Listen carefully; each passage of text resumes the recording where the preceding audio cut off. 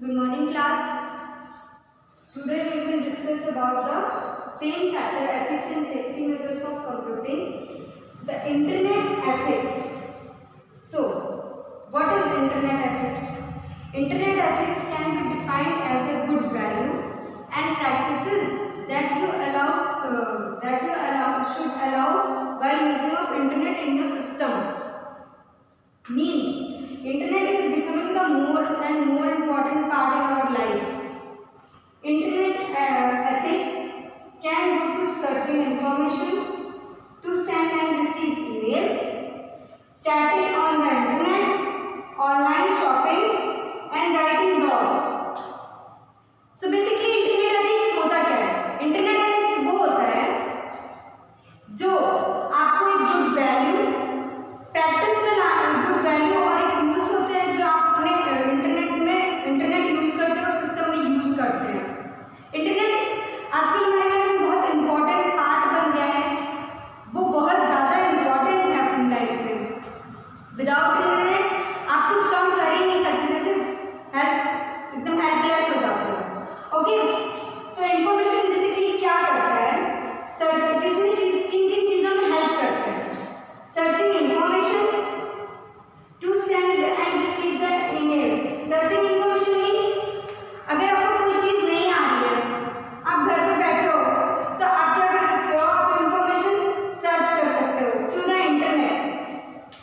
Internet में क्या होता है कि आप अपनी इंफॉर्मेशन को सर्च कर सकते हो। आपको कहीं जाना है, आप तुरंत गूगल किया, आपको मैप दिख गया, आप चले गए। ओके, तो इंफॉर्मेशन सर्चिंग में क्या आता है कि इंफॉर्मेशन को सर्च करना, आपको जो चीज़ नहीं आ रही है वो आप इंटरनेट के थ्रू जान सकते हैं। Second point is to send and receive emails and messages. Okay, send and receive emails, internet में क्या होता है कि आप मैसेजेस को भेजते हो और मैसेजेस को रिसीव करते हो। इंटरनेट के थ्रू आप वर्ल्ड में बैठ करके किसी से भी कम्युनिकेशन कर सकते हो। ये नहीं है कि आपको बहुत टाइम लगेगा, आपको वहाँ जाना ही जरूरी है।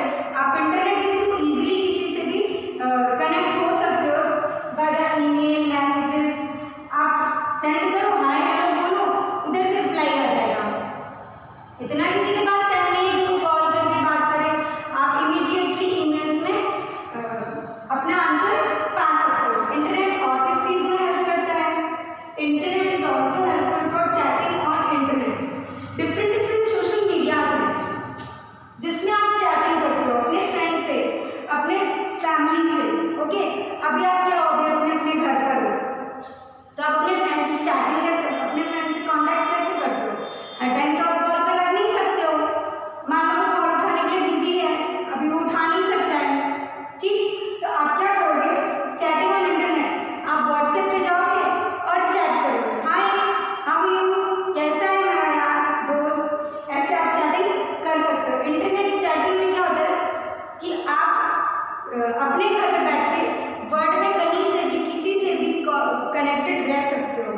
ओके, इंटरनेट इतना यूजफुल है। And the next point is online shopping. It is very useful in our life at these times. Online shopping में क्या होता है, ये तो आपको इजीली समझ में आ गया होगा। आपकी मम्मा, आप अभी तो आप ऑनलाइन शॉपिंग करते नहीं होंगे, फिर भी कुछ गैजेट्स आप मंगा लेते होंगे।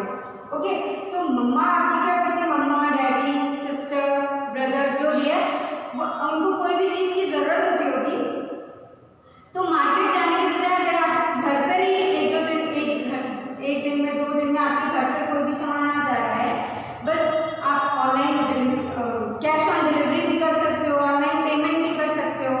तो इस टाइम बारिश में शॉपिंग पे जाना बहुत रिस्की है, तो आप ऑनलाइन शॉपिंग कर सकते हो थ्रू द इंटरनेट। तो इंटरनेट एथिक्स हमें बताता है कि online shopping is very easy. Okay, and next point is writing blogs. What is writing blogs? Blogs means होता है अपनी बातों को, अपनी थिंकिंग को किसी भी इंटरनेट वेब पर लिखना और उसको लोगों तक पहुंचाना थ्रू अ वेबसाइट। उसको इंटरनेट ब्लॉग्स कहते हैं, राइटिंग ब्लॉग्स कहते हैं। ब्लॉग्स मीन्स किसी भी चीज़ के बारे में अपना ओवरव्यू देना और वो लोगों तक पहुंचाना through the internet is okay, तो आपके मन में कोई भी चीज़ है कि ये चीज़ मुझे समझ में नहीं आ रही है या मैं इसके बारे में बोलना चाहता हूँ लोगों को, तो आप ब्लॉग लिखिए और इंटरनेट के थ्रू उसको पब्लिश कर दीजिए। तो बेसिकली इंटरनेट एथिक्स हमें यही समझाता है कि सर्चिंग इन्फॉर्मेशन वेरी इजी होती है इंटरनेट एथिक्स में।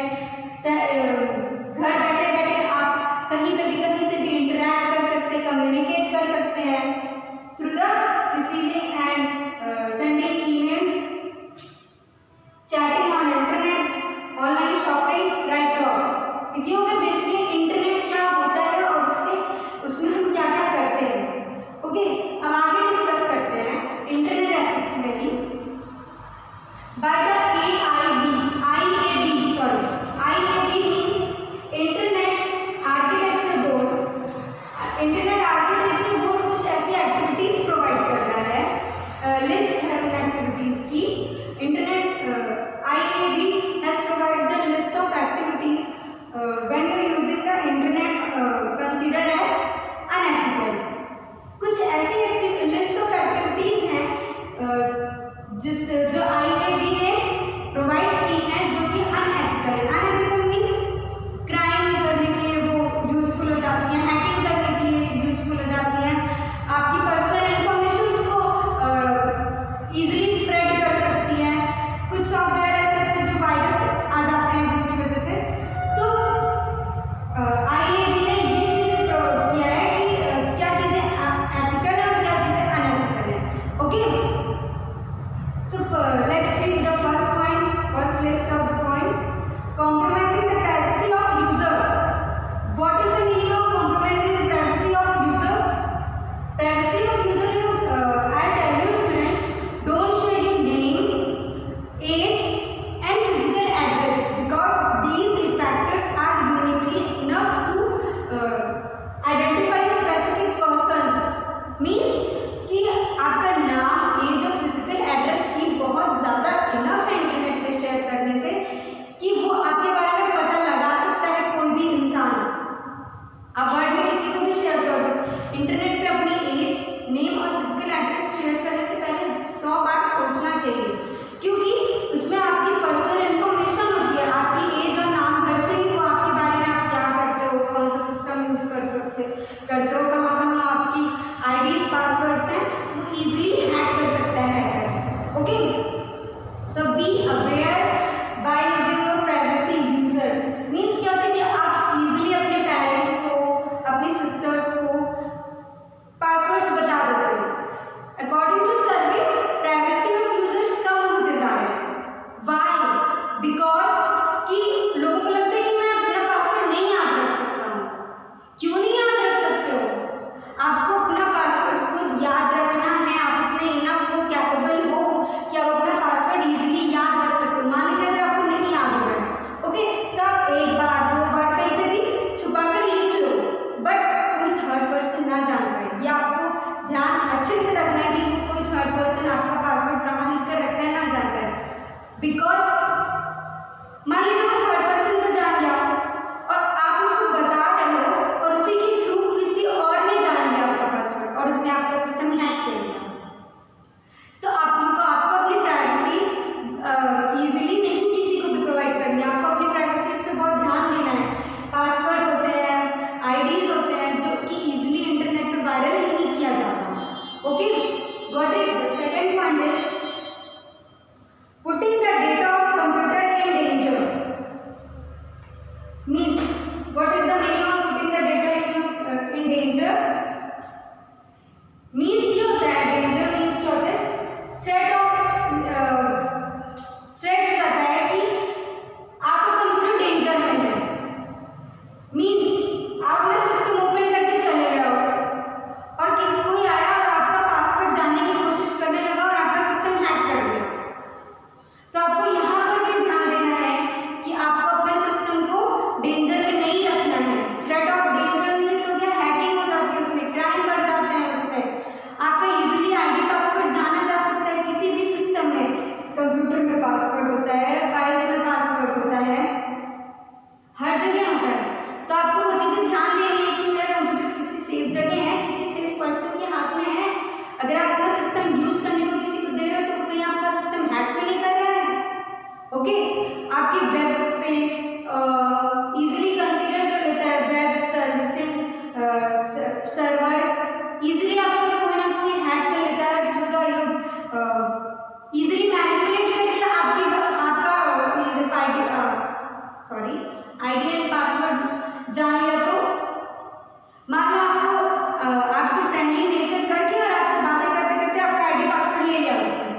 यहाँ पर भी आपको अवेयर रहना है।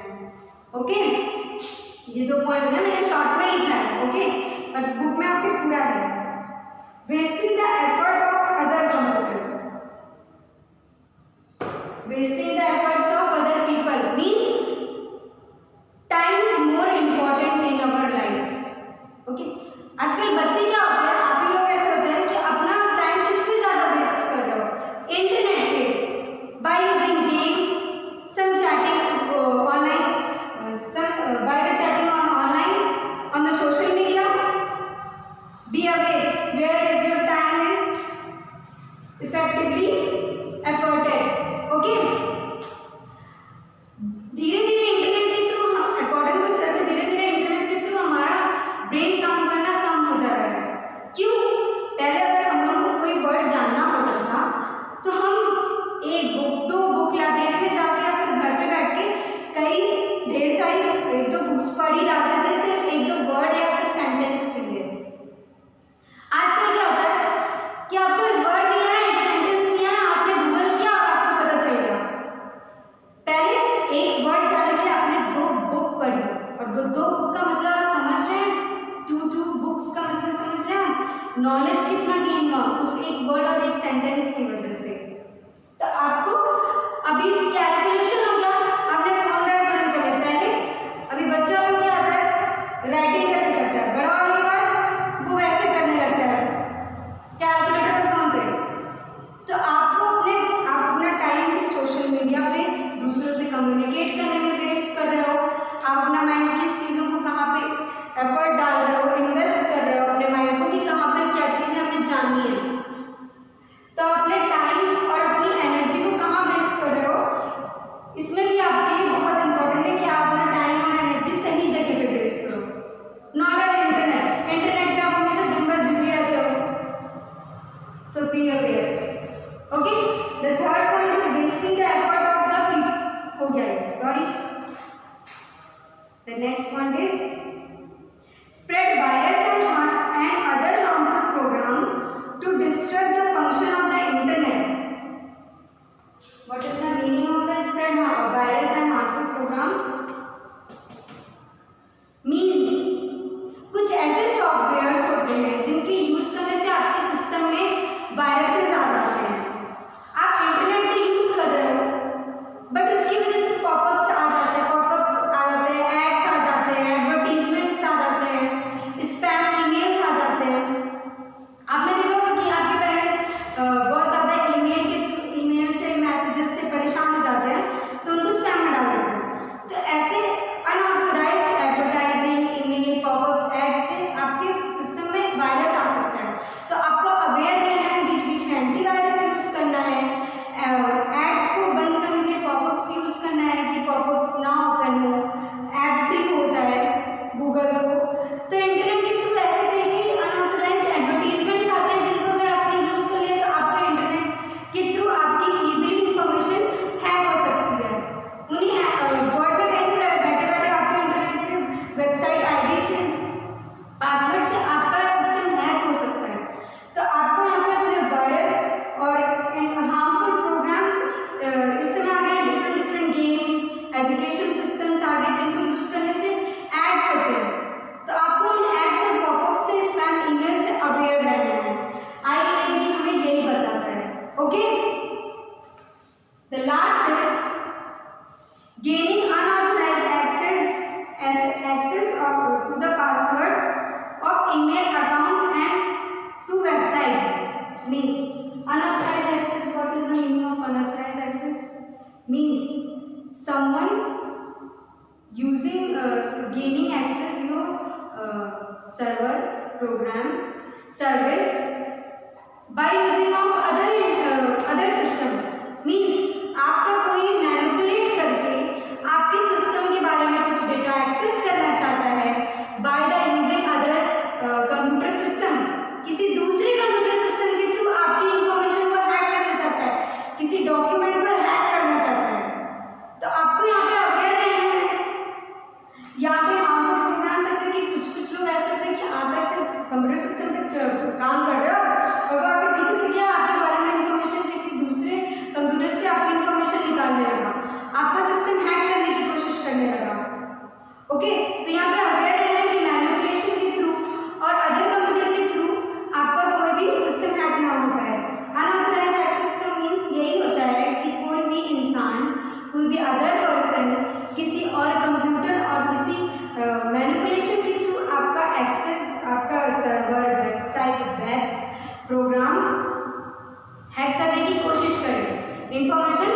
लेने की कोशिश करे उसको अनऑथराइज्ड एक्सेस बोलते हैं।